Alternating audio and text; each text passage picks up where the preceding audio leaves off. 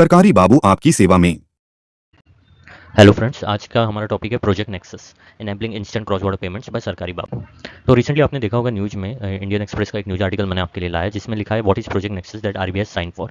Recently reserve bank of India ने एक project nexus sign किया है, तो हम इसे विस्तार में देखते हैं क्या है। तो जो रिजर्व बैंक ऑफ इंडिया है उसने प्रोजेक्ट नेक्सस करके एक मल्टीलैटरल इंटरनेशनल इनिशिएटिव को ज्वाइन किया जिसके जरिए हम क्रॉस बॉर्डर रिटेल पेमेंट्स कर सकते हैं। और इसमें 4 देश से जुड़े हैं: मलेशिया, फिलीपींस, सिंगापुर, थाईलैंड। इनकी जो सेंट्रल बैंक है, जैसे बैंक नेगारा मलेशिया की है, बैंक ऑफ थाईलैंड है, बैंक ऑफ सेंट्रल एनजी फिलीपींस है, मॉनेटरी अथॉरिटी ऑफ सिंगापुर और आरबीआई, इन तीनों ने मिलकर जून 30 2024 को एक एग्रीमेंट किया है बेसल स्विट्जरलैंड में, जिसके तहत रिजर्व बैंक ने प्रोजेक्ट नेक्सस ज्वाइन किया। तो बेसिकली प्रोजेक्ट नेक्सस है क्या? तो प्रोजेक्ट नेक्सस एक डेवलप किया bank for international settlement innovation hub Singapore centre ने। और इसका मेन पर्पज ये है कि ये फास्ट और cost effective cross border payments में यूज होता है। इसे हम विस्तार में समझेंगे। तो बेसिकली आप जानते हो कि इसमें एक टेक्निकल एस्पेक्ट भी जुड़े हुए हैं।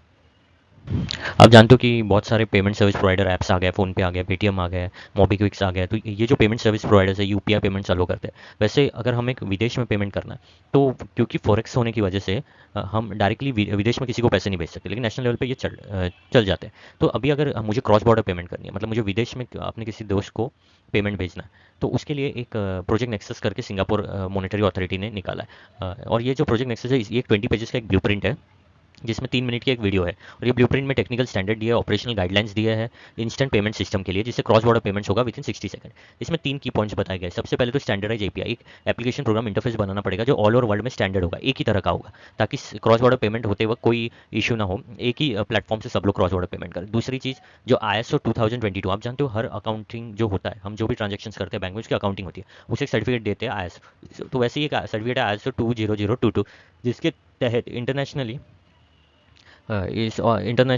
ISO 20022 के तहत एक इंटरनेशनल फ्रेमवर्क बनेगा जिसमें सिमिलर रूल्स रहेंगे जो सबको एक्सेप्ट करना है, ऑल ओवर वर्ल्ड कंट्रीज को एक्सेप्ट करना है। इसके अलावा प्रॉक्सी लुकअप सर्विस की भी बात की गई। प्रॉक्सी लुकअप सर्विस मतलब OTP जनरेट करना, या तो मोबाइल फ़ोन पे या ईमेल आईडी पे। तो ये सारी चीज़ें प्रोजेक्ट नेक्सस में डिस्कस की गई। तो इसके 2 की पार्ट्स हैं, नेक्सस गेटवे, नेक्सस स्कीम। तो सबसे पहले नेक्सस गेटवे क्या है, तो आप डायग्राम में देख सकते हो। नेक्सस गेटवे मतलब एक ऐसा इंफ्रास्ट्रक्चर सेटअप करने का जिसमें डेटा बेसिस होंगे या डेटा स्टोर्स जिसे बोलते हैं, जिसके जरिए मैसेज ट्रांसलेशन होगा। मान लो मैं यहाँ पे हूँ इंडिया में और मुझे मेरा एक फ्रेंड चाइना में है, तो उसे मैं पेमेंट सेंड करता हूँ, तो वो उसके लिए एक मैसेज ट्रांसलेशन लगेगा हमें। तो वो चीज़ें नेक्सस गेटवे प्रोवाइड करेगी। फिर है नेक्सस स्कीम। नेक्सस स्कीम मतलब गवर्नमेंट, मतलब बैंक्स, पेमेंट सिस्टम प्रोवाइडर और गवर्नमेंट सबको एक फ्रेमवर्क पे लेके आना, क्योंकि हम जानते हैं हर जो ट्रांजेक्शन हम करते हैं उस पर रिजर्व बैंक ऑफ इंडिया की नज़र रहती है। तो आरबीआई को, सेंट्रल बैंक को भी लाना उतना ही जरूरी है स्कीम में। उसके लिए नेक्सस स्कीम बना। तो ये 2 मेन मेजर चीज़ें हैं इसमें। तो इसका इकोसिस्टम बेसिकली कैसे होता है, मान लो एक सेंडर है, आप यहाँ पे देख सकते हो, एक सेंडर है यहाँ पे। सेंडर ने 100 यूरो सेंड किया और उसका एक फ्रेंड है जो कि है यूएसए में, और वो डॉलर में करेंसी एक्सेप्ट करता है। इसने यूरो 100 यहाँ से सेंड किया, तो ये गए सोर्स पीएसपी को। पीएसपी मतलब पेमेंट सर्विस प्रोवाइडर, वो कोई भी हो सकता है, कोई ऐप हो सकता है, फिनटेक ऐप जिसके थ्रू पेमेंट होता है। इस ऐप ये ऐप क्या करेगा, ये अपनी एक प्लेटफॉर्म फी निकालेगा 0.50 की, 1.50, और यूरो 100 में से 98.50 रुपीज़ सेंड करेगा। एक सेटलमेंट एक्सेस प्रोवाइडर, मतलब वहाँ की सेंट्रल बैंक होगी जो इसको कन्वर्ट करेगी यूरो को डॉलर में।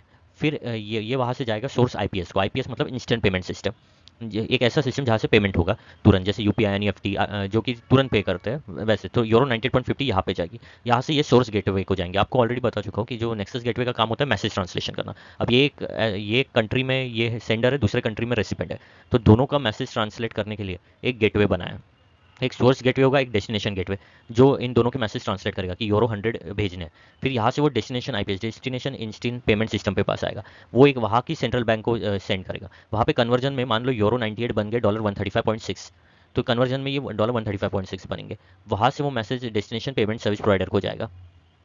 और ये जो डेस्टिनेशन पेमेंट सर्विस प्रोवाइडर मतलब कोई भी ऐप, वो सेम ऐप जो नेक्सस डेवलप करेंगे, जो एपीआई की बात की कि सिंगल प्रोग्रामिंग इंटरफेस होगा, उसको जाएगा।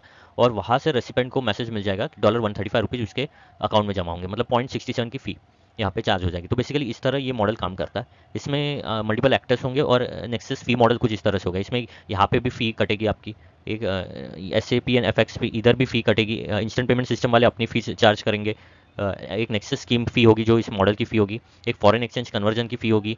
तो ये सारे तमाम फीस होने के बाद रेसिडेंट तक पैसा पहुंचेगा। और ऑब्वियस है यूरो 100 जो है वो डॉलर 135 में कन्वर्ट हो जाएंगे, जो एक्चुअली फॉरेक्स थ्रू इफेक्ट होता है। जैसे हमारे यहाँ $1 64 रुपीज़ है, तो किसी ने $1 भेजे यूएसए से, तो मुझे तो 64 रुपीज़ ही मिलेंगे। तो ये प्रोजेक्ट सक्सेसफुल रह चुका है।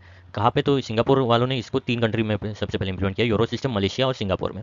और इसका जो नेक्स्ट फेज है वो domestic instant payment system of Indonesia, Malaysia, Philippine, Singapore और थाईलैंड में करने वाले हैं। मतलब already Malaysia, Singapore, euro system जुड़ चुके हैं, लेकिन अभी इंडोनेशिया और फिलीपीन और थाईलैंड को भी इसमें लाया जा रहा है।